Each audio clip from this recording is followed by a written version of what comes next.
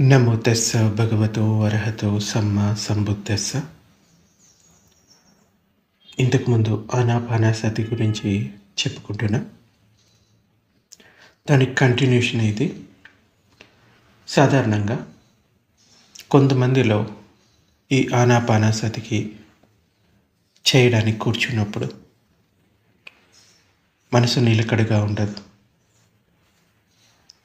అటువంటప్పుడు మనకి ఇంకొన్ని సూచనలు కూడా ఇవ్వడం జరిగింది.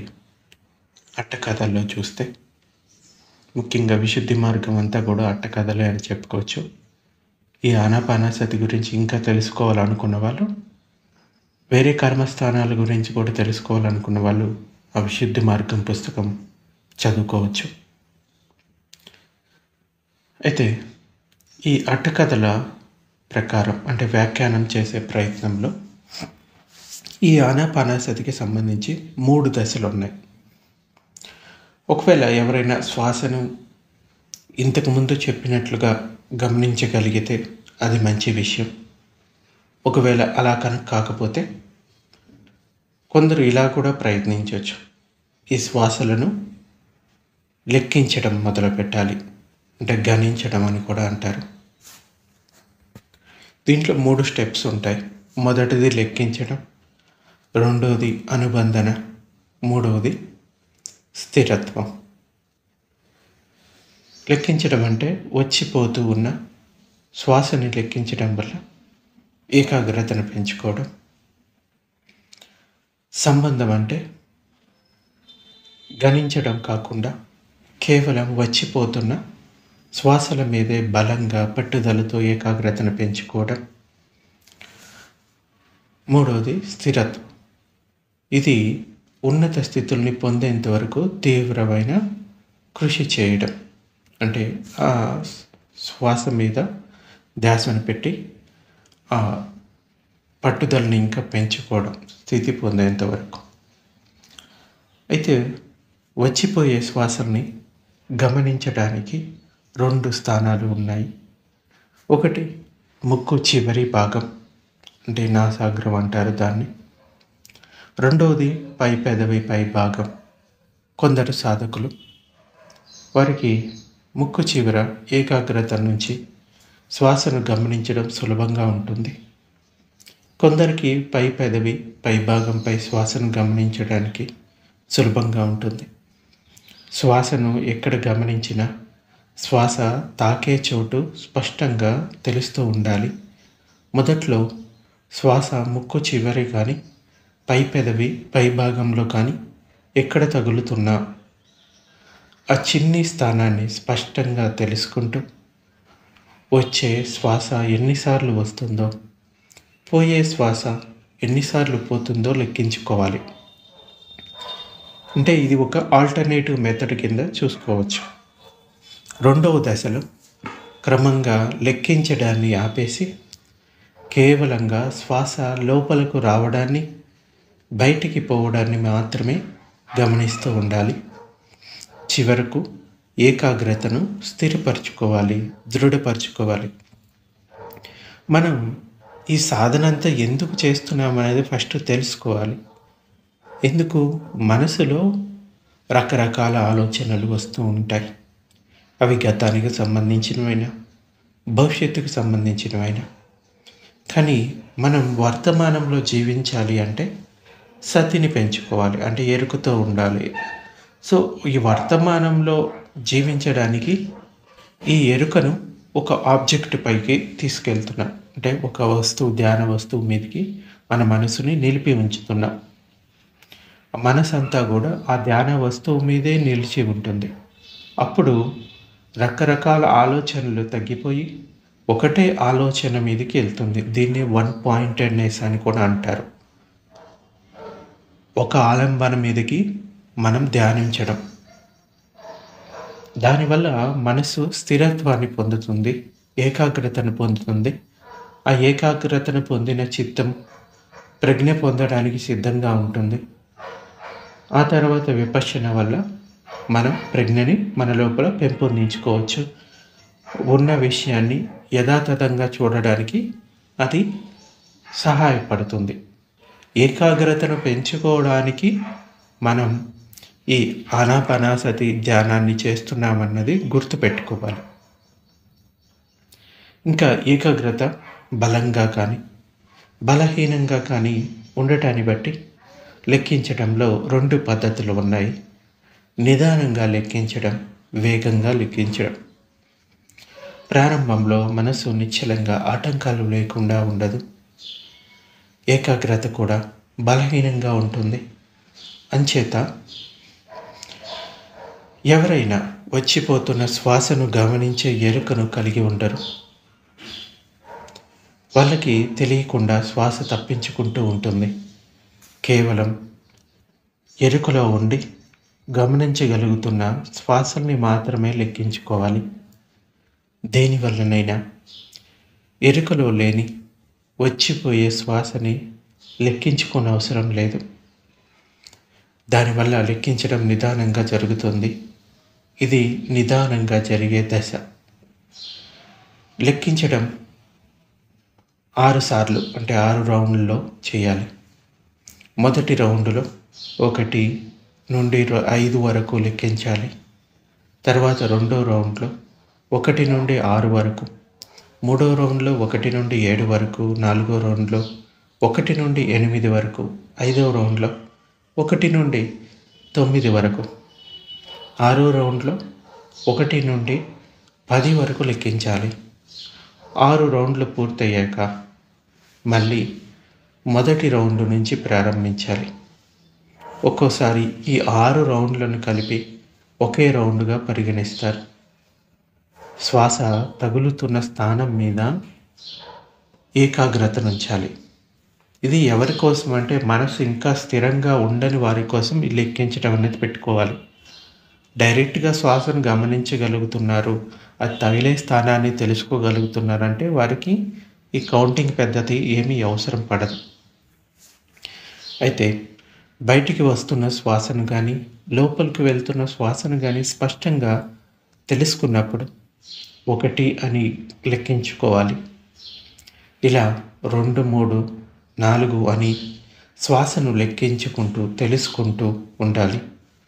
ఏదైనా శ్వాస స్పష్టంగా తెలియనప్పుడు అక్కడికి లెక్కించడానికి ఆపి ఎక్కడ ఆపారో ఆ నెంబర్నే 1, 1 అని చెప్పుకుంటూ తర్వాతి శ్వాస స్పష్టంగా తెలిసే వరకు లెక్కించుకుంటూ ఉండాలి. తర్వాతి శ్వాస స్పష్టంగా తెలిస్తే అప్పుడు 2 అని లెక్కించుకోవాలి. ఇలా 5 వరకు లెక్కించాలి. మళ్ళా మొదటి నుంచి ప్రారంభించాలి. ఇలా చేస్తూ ఒక్కో రౌండ్ పూర్తయ్యే వరకు కొనసాగించండి. 6 రౌండ్లు పూర్తయ్యే వరకు చేస్తూ ఉండాలి.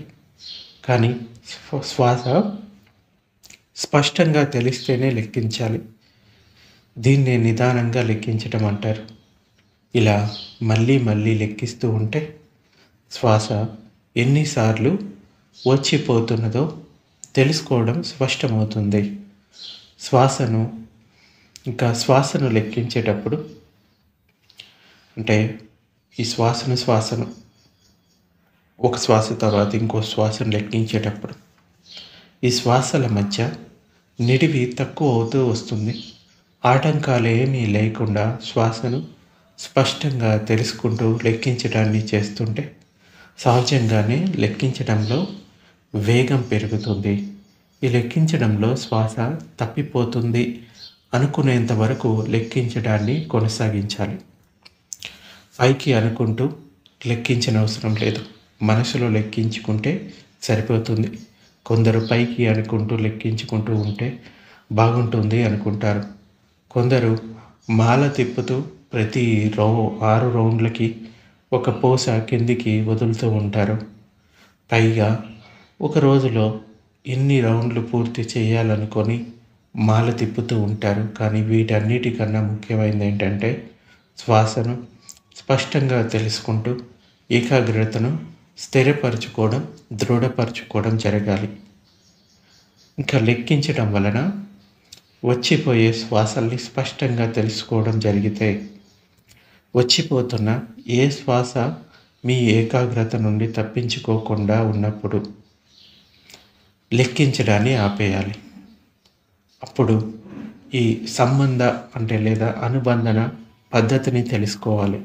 అంటే దానిలోకి వెళ్ళాలి. ఇంకా ఇక్కడ అనుబంధన పద్ధతి అంటే శ్వాస తగులుతున్న శ్వాస స్పర్శిస్తున్న స్థానం మీద ఏకాగ్రతను ఉంచడానికి ప్రయత్నిస్తూ వచ్చిపోయే శ్వాసల్ని లెక్కించకుండా తెలుసుకుంటూ ఉండటం.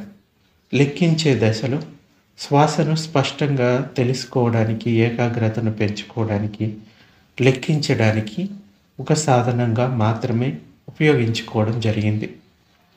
కానీ ఇక్కడ లెక్కించకుండా శ్వాసను తెలుసుకుంటూ ఉండాలి. ఎంతకాలం పాటు ఈ అనుబంధన పద్ధతిలో ప్రయత్నిస్తూ ఉండాలి అంటే పటిపాగ నిమిత్తం అంటారు. అంటే క్రమంగా ఏకాగ్రత బలపడుతుంటే, సమాధి స్థితి కుదురుతూ ఉంటే మానసికమైన రూపాలు వెలుగు వంటివి మనకి కనిపించడం మొదలవుతుంది. అంటే ఒక నిమిత్తం అంటారు దాన్ని. కొంతమందికి ఇది కంటిన్యూస్గా చేస్తూ ఉంటే ఒక వెలుగు లాంటిది కనపడుతూ ఉంటుంది, లేదంటే ఒక రూపం లాంటిది కనపడుతూ ఉంటుంది. అది కంపల్సరీ ఏమి కాదు. ఒకవేళ అటువంటిది కనపడితే అది పటిభాగ నిమిత్తం అంటారు దాన్ని. అది మంచి శకునంగా, దీంట్లో ఇంకా ప్రోగ్రెస్ ఉన్నట్టుగా భావించవచ్చు. కానీ వాటిని పట్టుకొని వేలాడకూడదు. నాకు వెలుగు కనపడుతుంది, ఇప్పుడు నాకు మళ్ళీ ధ్యానానికి కూర్చుంటే వెలుగు కనపడలేదు, పొద్దున కనపడింది, మధ్యాహ్నానికి కనపడలేదు, లేకపోతే పొద్దున స్పష్టంగా తెలిసింది, నాకు ఇప్పుడు తెలియట్లేదు, లేకపోతే మళ్ళీ వస్తుంది పోతుంది. ఇది ఒక కన్ఫ్యూజన్ లాగా వాళ్ళ లోపల క్రియేట్ అవుతుంది. ఇది నిమిత్తం మాత్రమే. నిమిత్తాన్ని పట్టుకొని వేలాడకూడదు. మన సాధన కంటిన్యూ చేస్తూ ఉంటే ఆ ఫలితం వస్తూ ఉంటుంది. ఇక్కడ నిమిత్తం అంటే కొంచెం మంచి థింగ్స్ మన చుట్టూ అనిపిస్తూ ఉంటుంది. అలాగని దేన్నో ఒకటి ఊహించుకోవడం కాదు. అది ఏదైతే వచ్చిందో దాన్ని మనం ఉన్నట్టుగా తెలుసుకోవాలి. ఊహించుకోవడం అనేది ఇక్కడ చేయకూడదు. కొంతమంది ఏం చేస్తూ ఉంటారంటే, నాకు ఈ రూపం కనపడింది, నాతో వీళ్ళు మాట్లాడుతున్నారు, వాళ్ళు మాట్లాడుతున్నారు నా ఎదురుగా వచ్చి అనేది కొన్నిసార్లు కొంతమంది ఊహించుకోవడం జరుగుతుంది. అది స్పష్టమైన నిమిత్తం కాదు. నిజంగా నిమిత్తం వచ్చినా అది సాధనలో పురోగతి అని గమనించి ఇంకా కంటిన్యూ చేయాలి. ఆ నిమిత్తం దగ్గరే ఆగిపోకూడదు. వచ్చిపోయే శ్వాసలపై ఏకాగ్రత నిలకడగా ఉన్నప్పుడు, ఒక మాదిరి సమాధి స్థితి కలిగినప్పుడు కొన్ని ప్రత్యక్షమవుతూ ఉండవచ్చు. అవి ఎట్లాంటివంటే ఉన్ని లాంటివో, పెనుగాలి లాంటివో, నక్షత్ర రాశిలాగా ఉంటాయి. లేకుంటే రత్నాలు మనమాణిక్యాలు లాంటివో, రత్నాల మాలలుగానో, లేకపోతే రకరకాల రూపాల్లోనో, రంగుల్లోనో, ఒకటిగానో లేకపోతే సమూహాలుగానో కనిపించవచ్చు. వీటినే నిమిత్తాలు అంటారు. నిమిత్తం స్పష్టంగా కనిపించేంత వరకు ఈ అనుబంధన పద్ధతిని కొనసాగిస్తూనే ఉండాలి. ఇలా కనిపించే ప్రతి సందర్భంలోనూ సాధన కొనసాగిస్తూనే ఉండాలి. కొందరు ఈ శ్వాసను గమనిస్తూ ఉన్నప్పుడు అసలు శ్వాస వస్తుందా రావట్లేదా అన్న సూక్ష్మమైన శ్వాస ఉంటుంది. అసలు మాకు శ్వాస ఆగిపోయింది అని అనుకుంటారు. శ్వాస ఆగిపోవడం అన్నది జరగదు. కాకపోతే దాన్ని తెలుసుకోలేనంత సూక్ష్మమైన శ్వాస ఉందని తెలుసుకోవాలి. అటువంటప్పుడు ఏం చేయాలి అంటే, కొన్ని దీర్ఘమైన శ్వాసలు తీసుకొని మళ్ళీ ఈ శ్వాస ఎక్కడ తగులుతుందో ఆ స్థానం పైన మనసును ఉంచాలి. కొంతమంది ఈ సాధన చేస్తున్నప్పుడు నిద్రలోకి వెళ్తూ ఉంటారు. అది నాకు తెలుసుకోలేని స్థితికి వెళ్తున్నాను, అది నిజంగా ఒక నిమిత్తమా, నాకు అసలు శ్వాసలే తెలియట్లేదు అంటే ఈ నిద్ర అన్నది ఒక అడ్డంకి మనకి. తీనమిద్దం అంటారు. మానసిక సోమరితనం ఇంకా శారీరక సోమరితనం. ఈ ధ్యాన సాధనలో 5 నివారణలు మనకి అడ్డంకులు అన్నమాట. కామచందం, ఇంకా వ్యాపాదం, తీనమిద్దం, విచికిచ్చ. ఇంకా ఉద్దుచ్చ, కుక్కుచ్చ, ఈ 5 కూడా మనకి అడ్డంకులు. దాంట్లో ఈ తీనమిద్దం అన్నది కూడా ఒకటే కదా. అంచేత ఎవరైనా కూర్చున్నప్పుడు శ్వాసను గమనిస్తూ ఉన్నప్పుడు మనసు ఊరికే నిద్రలోకి వెళ్తూ ఉందనుకోండి, ఒక 5 నిమిషాలు లేచి కాసేపు నెమ్మదిగా వాకింగ్ చేస్తూ, ఆ వాకింగ్ చేసేటప్పుడు కూడా శ్వాసను గమనిస్తూ ఉండాలి. అంటే మన ఎరుక మొత్తం కూడా ఈ శ్వాస పైనే ఉంచాలి. ఏ పని చేస్తూ ఉన్నా కానీ శ్వాస మీద ఉంచి మనం ఆ పనిని చేస్తూ ఉండాలి. మేము వేరే పనులు చేసేటప్పుడు శ్వాస మీద ఎలా మనసును ఉంచాలి అంటే, కొన్ని పనులు చేసేటప్పుడు ఉదాహరణకి ఊడుస్తూ ఉన్నప్పుడు మీరు శ్వాసను గమనిస్తూ ఉండొచ్చు, నడుస్తూ ఉన్నప్పుడు శ్వాసను గమనిస్తూ ఉండొచ్చు, ఏదైనా కడుగుతూ ఉన్నప్పుడు శ్వాసను గమనిస్తూ ఉండొచ్చు, ఈవెన్ వంట చేసేటప్పుడు శ్వాసను గమనిస్తూ ఉండొచ్చు. మిగతా ఏవైనా చిన్న చిన్న పనులు చేసేటప్పుడు మీరు మీ శ్వాసను గమనిస్తూ మీ పనిని చేస్తూ ఉండొచ్చు. దానివల్ల ఏంటంటే మీ ఏకాగ్రత బలపడటానికి సహకరిస్తుంది. అదే ఒక చోట కూర్చొని చేయగలిగితే అది మంచి విషయం. లేదంటే ఏ పని చేస్తూ ఉన్నా కానీ మీరు ఆ శ్వాసను గమనిస్తూ మీ పనిని చేస్తూ ఉండాలి. ఇలా లెక్కించే పద్ధతిని పాటిస్తున్న, అనుబంధన పద్ధతిని పాటిస్తున్న, శ్వాస ఎక్కడ తాకుతుందో ఆ స్థానాన్ని ఏకాగ్రతతో తెలుసుకుంటూ ఉండాలి. నిమిత్తం ప్రత్యక్షమైన తర్వాత 3వ దశ సాధనను ప్రారంభించాలి. దాన్నే స్థిరత్వం లేదంటే తపన అంటారు. ఈ నిమిత్తాలు కొత్త మానసిక పదార్థాలను వ్యక్తం చేయవచ్చు. అవి సహజమైనవి కాకపోవచ్చు, సులభంగా మాయమైపోతూ ఉంటాయి. ఒకసారి మాయమైపోతే వాటిని మళ్ళా కనిపించేటట్లు చేసుకోవడం సాధ్యం కాని పని. అయినా ఒకసారి నిమిత్తం ప్రత్యక్షమైతే అది మాయం కాకుండా నిలుపుకోవడం కోసం అదనపు శక్తితో సాధన చేస్తూ ఈ ఏకాగ్రతను అంటే ఈ సమాధిని స్థిరపరచుకోవాలి. రోజు రోజుకి నిమిత్తం స్పష్టంగా ఉండేటట్లు ఈ సాధన చేయాలి, తపించాలి. ఇలా ప్రత్యేకమైన అదనపు శక్తితో కృషి చేయడాన్ని స్థిరత్వ పద్ధతి అంటారు. అంటే ఒకచోట ఫిక్సింగ్ చేయటం. ఈ స్థిరత్వ దశను సాధించగానే 7 అనుచితమైన వాటిని తప్పనిసరిగా త్యజించాలి. అలాగే 7 ఉచితమైన వాటిని అభివృద్ధి పరచుకోవాలి. అంటే వీటిని అసప్పాయ అంటారు, ఇంకా సప్పాయ అంటారు.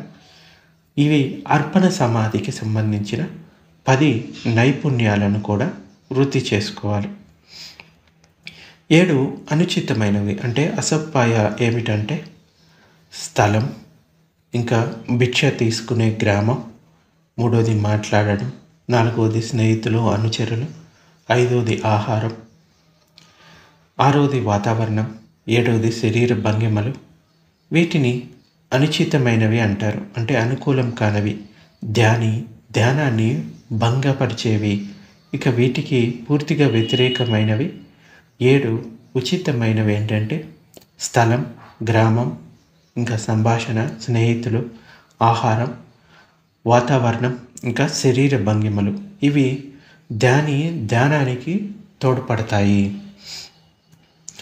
అర్పణ సమాధికి సంబంధించిన 10 కౌశలాలు ఏవంటే శరీర శుభ్రత, ఇంకా పాత్రల శుభ్రత, 2 5 ఇంద్రియ బలాల్ని వృద్ధి చేసుకోవడం, 3వది ధ్యాన వస్తువు మీద ఏకాగ్రతను పెంచుకునే నైపుణ్యం, 4వది అతిశయించే మనసుని అదుపులో ఉంచుకోవడం, 5వది కుంగిపోయిన మనసుని మళ్ళీ ఉద్ధరించుకోవడం, 6వది కల తప్పిన మనసుని ఉల్లాసవంతం చేయడం, 7వది సమత కలిగిన మనసుని వృద్ధి చేసుకోవడం, 8 సమాధి స్థితిని కోరుకునే వారిని అంటే ఆ స్థితిని కోరుకొని వారు ఎవరైతే ఉంటారో వారిని దూరంగా ఉంచడం, సమాధి స్థితుల్ని సాధన చేసే వారితో స్నేహం చేయడం, 10వది అర్పణ సమాధి స్థితుల వైపే మనసు ఉండేటట్లుగా చూసుకోవడం. ఈ గుణాల్ని కలిగి ఉండి రోజులు నెలల తరబడి నిరంతరంగా ప్రత్యేకమైన శక్తితో నిమిత్తం మీదే సాధన చేస్తూ ఉంటే సమాధి స్థిరత్వాన్ని పొందుతుంది.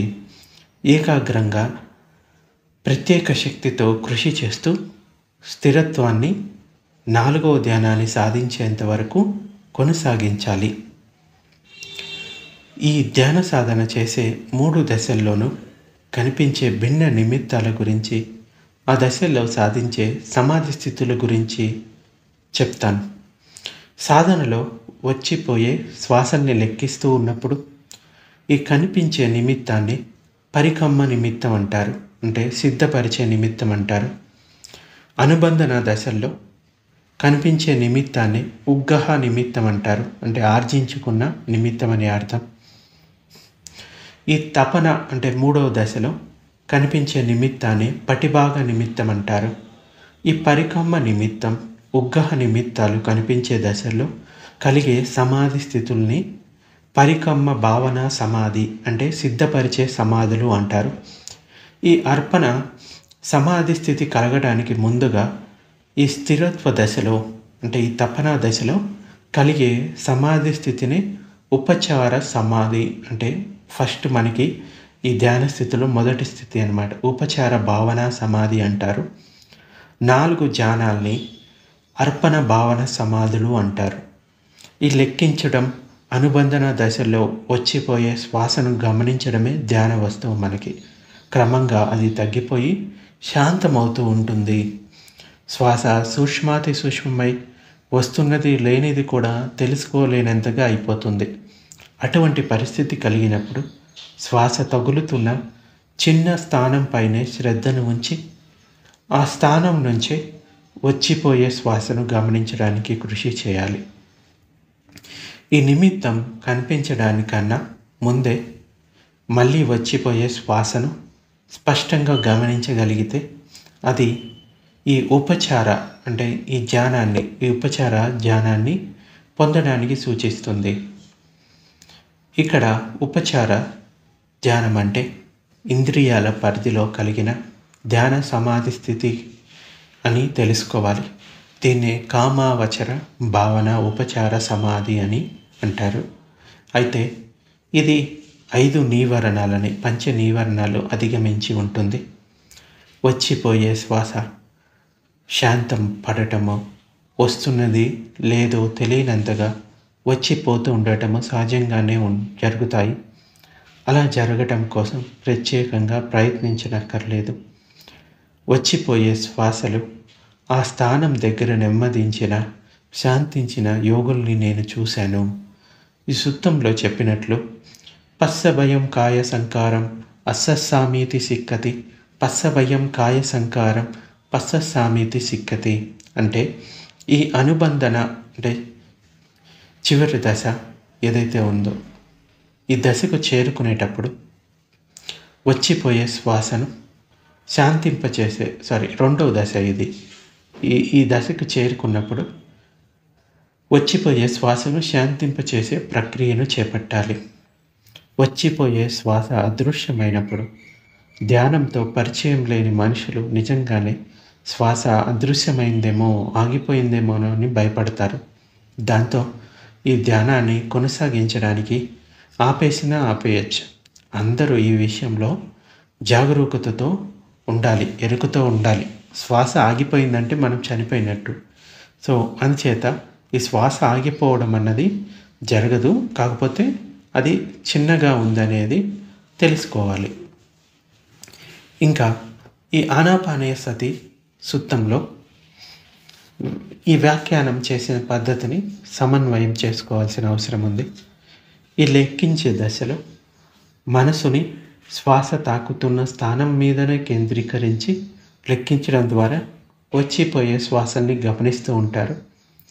ఇది ఆనాపానసతి సూత్రంలోని మొదటి అంశంలోని మొదటి దశ.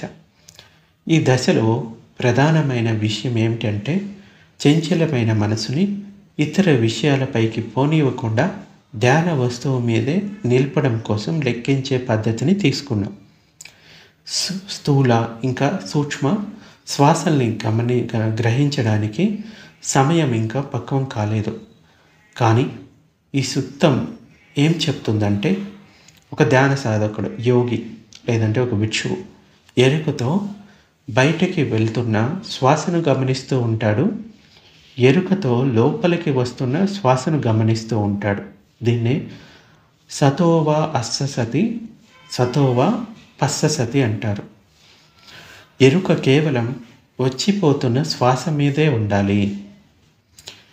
జన్మ జన్మలుగా అంతరంగంలోని విషయాలకు ప్రాధాన్యత ఇవ్వకుండా బయట విషయాలపైనే ఆసక్తిని చూపుతూ చలించే మనసును చలించకుండా కట్టివేయడానికి వచ్చిపోయే శ్వాసను లెక్కించడం వల్ల ఈ అంతరంగ విషయాలపైనే మనసు ఉండేటట్లు చేయడం జరుగుతుంది. ఈ లెక్కించే దశ తర్వాత అనుబంధన దశకు చేరుకున్నాక సుత్తంలో చెప్పినట్లు మొదటి అంశంలోని రెండో విషయాల్ని సాధన చేయడానికి ప్రయత్నించాలి. దీర్ఘమైన శ్వాసలను వదులుతూ ఉంటే దీర్ఘమైన శ్వాసలను వదులుతున్నానని తెలుసుకుంటాడు. దీర్ఘమైన శ్వాసను పీల్చుకుంటూ ఉంటే దీర్ఘమైన శ్వాసను పీల్చుకుంటున్నానని తెలుసుకుంటాడు. సూక్ష్మమైన శ్వాసను వదులుతూ ఉంటే సూక్ష్మమైన శ్వాసను వదులుతున్నానని తెలుసుకుంటాడు. సూక్ష్మమైన శ్వాసను పీల్చుకుంటూ ఉంటే సూక్ష్మమైన శ్వాసను పీల్చుకుంటున్నానని తెలుసుకుంటాడు. దీన్ని దీర్ఘంబా అస్ససతో దీర్ఘం అస్సస్సామీతి పజానాతి అంటారు. ఇక్కడ అంటే శ్వాస తగులుతున్న స్థానం మీదే మనసును కేంద్రీకరించి వచ్చిపోతున్న దీర్ఘ సూక్ష్మ శ్వాసల్ని తెలుసుకుంటూ ఉండాలి. ఇలా తెలుసుకోవడంలో శ్వాస ఎక్కడ ప్రారంభమై ఎంత లోపల వరకు వెళ్ళి వస్తుందో గమనించనక్కర్లేదు. సాధకులు కేవలం శ్వాస తగులుతున్న స్థానాన్ని తెలుసుకుంటూ దాని మీదుగా వచ్చిపోయే శ్వాసను తెలుసుకోవడానికి ప్రయత్నించాలి. శ్వాస తగులుతున్న స్థానంలో శ్వాస దీర్ఘంగా ఉన్నదా సూక్ష్మంగా ఉన్నదా అనే దాన్ని మాత్రమే తెలుసుకుంటూ ఉండాలి. దీర్ఘ శ్వాస ఆ స్థానంలో ఎక్కువసేపు తాకుతూ ఉంటుంది. సూక్ష్మ శ్వాస తక్కువసేపు తాకుతూ ఉంటుంది. శ్వాస తగులుతున్న స్థానం మీదే మనసును కేంద్రీకరించి లోపలికి వస్తున్న బయటికి పోతున్న శ్వాసను గమనిస్తూ ఉంటే మనసు ఎంతో విస్తరిస్తూ ఉంటుంది. ఈ దీర్ఘమైన లేదా స్థూలమైన లేకుంటే సూక్ష్మ శ్వాసల్ని స్పష్టంగా తెలుసుకోవడం జరిగితే ఈ శ్వాస తగులుతున్న స్థానాన్ని గమనిస్తూనే శ్వాసను వదులుతూ ఉన్నప్పుడు వదులుతున్న శ్వాస ప్రారంభాన్ని ఇంకా మధ్య భాగాన్ని అది అంతమయ్యే స్థానాన్ని తెలుసుకుంటాడు. ఈ శ్వాస పీల్చుకుంటూ ఉన్నప్పుడు పీల్చుకుంటూ ఉన్న శ్వాస ప్రారంభాన్ని మధ్య భాగాన్ని అది అంతమయ్యే స్థానాన్ని తెలుసుకుంటూ ఉంటాడు. దీన్నే సబ్బకాయ పటి సంవేది అస్సస్సామీతి సిక్కతి, సబ్బకాయ పటి సంవేది పస్సస్సామీతి సిక్కతి అంటారు. అంటే ఈ సూత్రంలో మనం చెప్పుకున్న మూడో అంశాన్ని అంటే శ్వాస తాకే స్థానంతో పాటు శ్వాస మొత్తం నిడివిని శ్వాస ఎక్కడ ప్రారంభమవుతుంది అని దాని మధ్య భాగాన్ని అది ఎక్కడ దాకా వెళ్ళి ముగుస్తుందో దాని మొత్తాన్ని తెలుసుకోవడానికి ప్రయత్నించాలి. శ్వాసను విడిచిపెట్టినప్పుడు ఎరుక లేకుండా దాన్ని విడవకూడదు. అంటే శ్వాస విడుస్తున్నప్పుడు దాని పట్ల ఎరుక ఉండాలి. శ్వాస బయటికి రావడానికి శరీరంలో ఎక్కడ ప్రారంభమవుతున్నదో ఆ స్థానం పట్ల ఎరుక ఉండాలి. అక్కడి నుంచి శ్వాస శరీరంలో ఎంత దూరం ప్రయాణిస్తుందో ఆ నడిమి భాగం పట్ల ఎరుక ఉండాలి. శరీరంలో శ్వాస ముక్కు చివర తగులుతున్న స్థానం దగ్గర అంతమవ్వడాన్ని ఎరుకతో గమనిస్తూ ఉండాలి. అంటే ప్రారంభం నుంచి చివరి వరకు శ్వాస మొత్తాన్ని గమనించే ప్రయత్నం చేయటం అన్నమాట. ఈ విధంగా శ్వాసను పీల్చుకుంటున్నప్పుడు ఎరుక లేకుండా దాన్ని పీల్చుకోకూడదు. శ్వాస లోపలికి రావడానికి శరీరంలో ఎక్కడ ప్రారంభమవుతుందో ఆ శ్వాస తగులుతున్న స్థానం పట్ల ఎరుక ఉండాలి. అక్కడి నుంచి శ్వాస శరీరంలో ఎంత దూరం ప్రయాణిస్తూ ఉందో ఆ నిడిమి భాగం పట్ల ఎరుక ఉండాలి. శరీరం లోపల శ్వాస నాభి వరకు వెళ్ళి అంతమవ్వడాన్ని ఎరుకతో గమనిస్తూ ఉండాలి. లోపలికి వెళ్ళి బయటికి వస్తున్న శ్వాస నిడివిని తెలుసుకుంటూ ఉన్నప్పటికీ ఈ శ్వాస తగులుతున్న స్థానాన్ని మాత్రం విడవకుండా నిరంతరంగా తెలుసుకుంటూ ఉంటూనే ఉండాలి. మనం దాని పట్ల ఎరుక ఉంటూనే ఉండాలి. శ్వాస తగులుతున్న స్థానం పట్ల ఎరుక లేకుండా కేవలం వచ్చిపోయే శ్వాస నిడివిని మాత్రమే తెలుసుకుంటూ ఉండకూడదు. దృఢమైన చిత్తంతో శ్వాస తగులుతున్న స్థానంపై ఎరుక కలిగి ఉంటూ వచ్చిపోయే శ్వాస నిడివిని కూడా తెలుసుకునే ప్రయత్నాన్ని నిరంతరంగా చేయాలి. అప్పుడు ఆ స్థానంపైనే పట్టు కలిగినప్పుడు సహజంగానే వచ్చిపోయే శ్వాస నిడివి చాలా స్పష్టంగా దర్శనమిస్తుంది. వచ్చిపోతున్న శ్వాస ప్రారంభాన్ని, మధ్య భాగాన్ని, ఇంకా అంత్య భాగాన్ని స్పష్టంగా తెలుసుకోవడం జరిగితే స్థూలంగాను ఆందోళనగాను ఉండే శ్వాస అంత తొందరగా శాంతించదు, నెమ్మదించదు. శ్వాస అదృశ్యం కావడాన్ని సులభం చేయదు. అప్పుడు ఈ ఆనాపానసతి సూత్రంలో మొదటి పాఠంలో అంటే మొదటి అంశంలో 4వ అంశంలో చెప్పినట్లు అతను శ్వాసను వదులుతూ ఉన్నప్పుడు వదిలే శ్వాసను తేలికపరుస్తాడు, అంటే శాంతింపచేస్తాడు. అతను శ్వాసను పీల్చుకుంటూ ఉన్నప్పుడు పీల్చుకునే శ్వాసను తేలికపరుస్తాడు, అంటే శాంతింపచేస్తాడు. దీన్ని పస్సభయం కాయ సంకారం అస్సస్సామీతి సిక్కతి, పస్సభయం కాయ సంకారం పస్సస్సామీతి సిక్కతి అంటారు. ఈ ప్రత్యేకమైన అదనపు కృషి చేయాల్సి ఉంటుంది. అదెంతో సున్నితంగాను మృదువుగాను దృఢ సంకల్పంతో అత్యంత జాగరూకతతోటి చేపట్టాల్సి ఉంటుంది.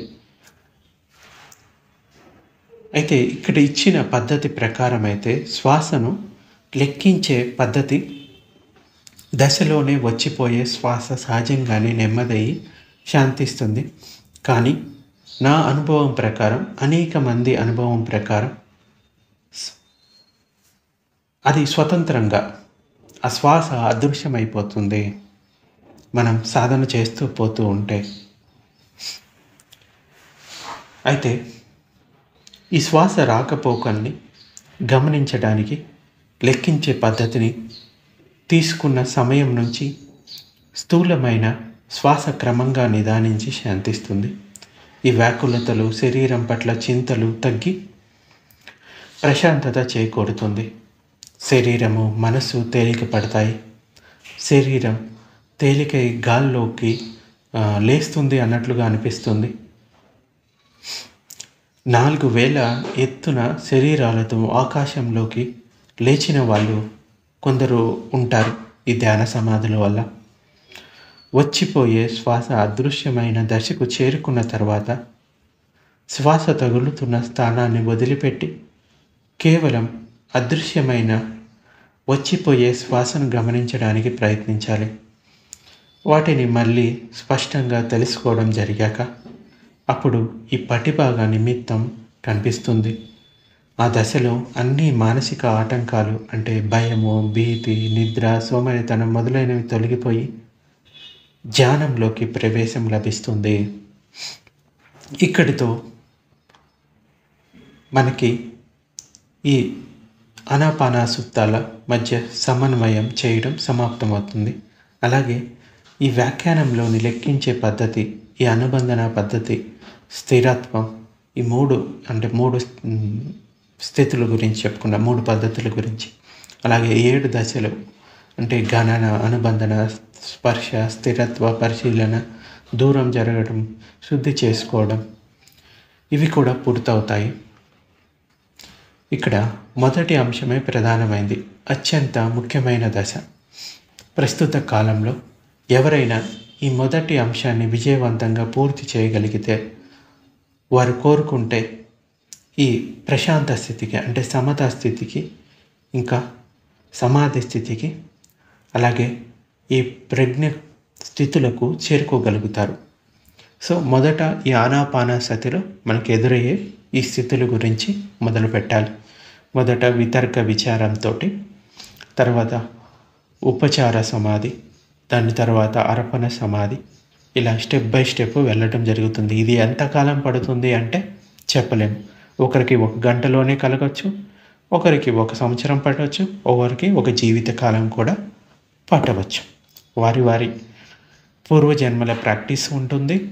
దాంతోపాటు వాళ్ళ స్థిరత్వం మీద ఇది ఆధారపడి ఉంటుంది. అంచేత నిరంతర ప్రయత్నమే మన విజయానికి సోపానం. అంచేత మళ్ళీ మళ్ళీ మళ్ళీ ప్రయత్నిస్తూ ఉండాలి. ముఖ్యంగా ఈ సమాధి స్థితిని పొందడానికి ఏకాంత నివాసం అనేది చాలా ఇంపార్టెంట్.